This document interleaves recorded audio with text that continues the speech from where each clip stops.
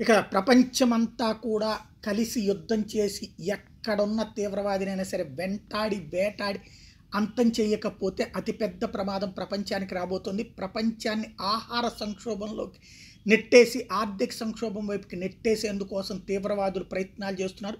Hamas, Hezbollah, Houthi కలిసి ఇజ్రాయెల్కి వచ్చేటువంటి షిప్స్ని దెబ్బతీస్తూ తద్వారా ప్రపంచ వాణిజ్యంలో ఒక పక్కన సంక్షోభం సృష్టిస్తే, తాజాగా ఎర్ర సముద్రం నుండి ఈ వెధవాయత్వం బ్లాక్ సీ దగ్గరికి వెళ్ళిపోయింది. నల్ల సముద్రంలో a Panama flagged bulk carrier hits a Russian mine in the Black Sea.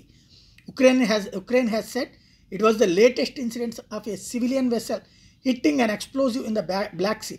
Ukraine said the vessel lost its course out control and a fire broke out on the upper deck. Officials said the two crew members, a captain and an Egyptian citizen, were injured.